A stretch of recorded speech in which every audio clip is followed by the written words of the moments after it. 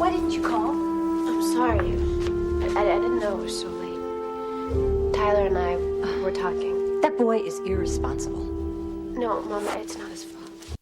And that's from Buffy. And what happens when you're dating and you just don't know how to deal with your mom, or say you have your daughter who's dating or your son, and you're just trying to figure out how do you let your child know that you don't value the person they're dating, that you see trouble where they may not see trouble. How do you intervene?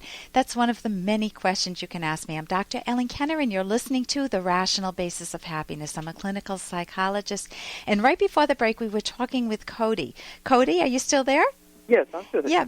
Cody, you said that you're in the military, you were in the Persian Gulf for a period of time, and you got married in June, and since that time, the romance has gone down, and your wife seems to have become, in your words, anal. She's picking on you for really petty stuff, like leaving a glass on next to the bedstand or something, and she wakes you up at 3 a.m. to put it away?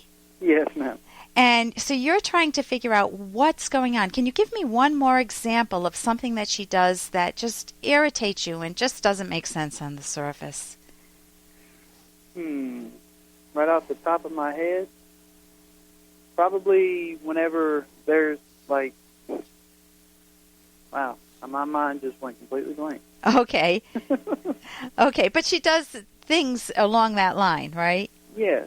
Okay, right before the break, I asked you to do some of the detective work, and you and I have been doing some of that together, like when did it begin, what might she feel is not fair, what are her concerns. You said that she fears that you may cheat on her, but she has no evidence for it. You have never done that, right? No, ma'am.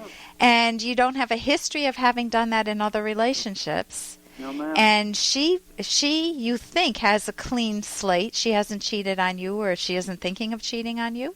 No, not that I know. Okay, because many times partners accuse the other partner of cheating when they're planning to do it, or they've been, that they have cheated. But you don't think that's the case with her? Well, I mean, I've had doubts. Like, I guess it was because everybody was just saying it.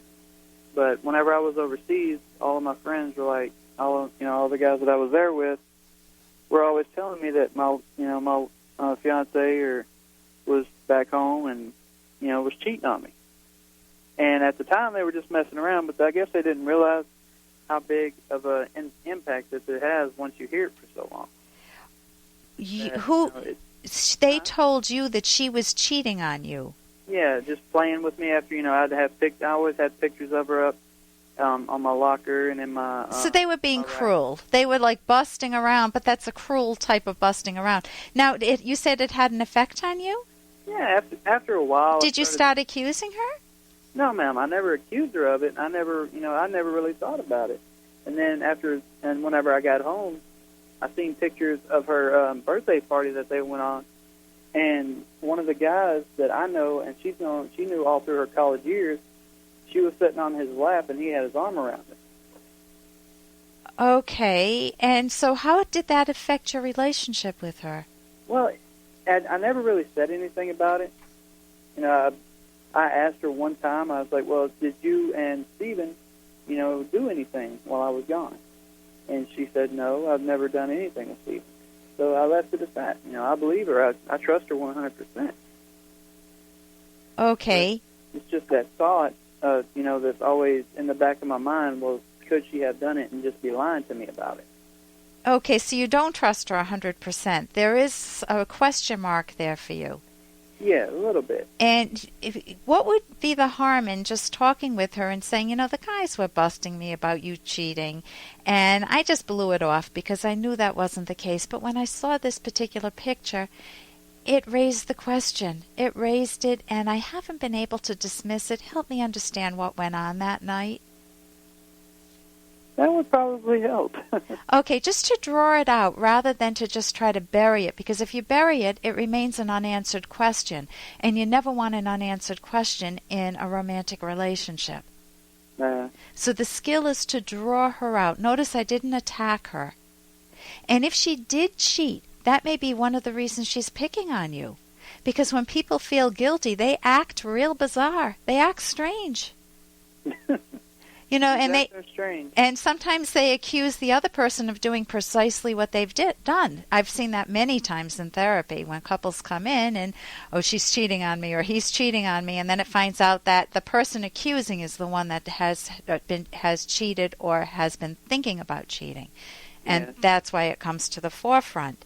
So in doing the detective work, did you think of anything in her past that may lead her to act the way she's doing?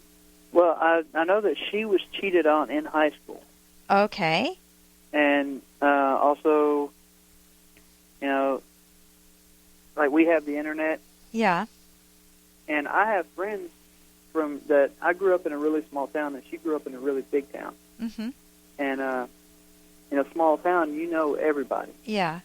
and in big towns, you don't. Yeah. Well, I have friends from high school that are girls, and I talk to them, and she worries because she says that she is gaining weight and things like that, and that she's really insecure that I'm going to go out and find hook up with some of my high school friends or something like that whenever we go back to Texas. Okay. And Steve is a high school friend or a college. Was he a high school friend of hers? College. Oh, college friend. Now she's worried that you may do that? Yeah. Okay, so that raises another question mark. See, it's so good if you can open this subject up with her. How much weight has she put on? About 40 pounds. Holy mackerel, that much? Yes, I think she's really depressed and she doesn't know it. Okay, listen, I was going to recommend there are anger workout books that if she were interested in, they're self-help books that she could get. One is called the Anger Control Workbook by Matthew McKay and other authors. And Peter, pardon? I think I was just seeing that on your. Okay, then, there's another one, Dr. Weisinger's Anger Workout Book. They're both workbooks. So if she wanted to work on her anger, or if you wanted to do it together, she could do that. If you think it's deeper, if you think that the anger is a symptom of depression, that she's gaining the weight, she's insecure about the relationship, then I would recommend that she get some personal therapy, and you could get couples therapy together. I would try cognitive therapy because they teach a lot of good skills. Yeah. There's a website, the Academy of CT, cognitivetherapy.org, you can go to. They list therapists around the country, actually around the world. So Academy of CT you may try. There are books on my website, drkenner.com, such as one of the ones that I think is the Bible, Mind Over Mood by Christine Podetsky and Dennis Greenberger. Okay. And already I've given you too much. You just need to focus on one thing. But I would first focus on drawing her out. One other thing that I have forgotten to talk about, but I actually wrote a course that is with Dr. Ed Locke, and it's called Romance, Bringing Love and Sex Together. Yeah. And that's available through the AynRandBookstore.com. Oh, it's on my website too, drkenner.com. So that's a very good resource if you're looking to preserve and strengthen a romantic relationship. Okay, well, I'm sitting here perusing your website as we speak. Okay, so you should be able to find those. But the goal is to open up the conversation with her, draw her out, try to get to the core of her anger and her concerns. That's called active listening. And my guess is that you have some responses to that too, and you need to take care of yourself. So thank you so much for calling, Cody, and let me know how things work out. All right, I will. Thank you, ma'am. Okay, this is Dr. Ellen Kenner. You're listening to The Rational Basis of Happiness. My number's toll-free, 1-877-DRKENNER. If you're all alone, pick up the phone and call. Here's an excerpt from The Selfish Path to Romance by clinical psychologist Dr. Ellen Kenner. In deciding whether to forgive your partner for an injustice, consider, is there evidence that the person has really changed? The more serious the offense or the more long-term the problem, the longer it takes to know if the partner has genuinely reformed. Don't forgive too soon. Many people are repeat offenders. No one else can make the decision to forgive for you, nor are there any formulas, only guiding principles such as those just listed, and often a great deal of thought. Take the case case of adultery, for many individuals, such an act is unforgivable and the hurt partner immediately terminates the relationship.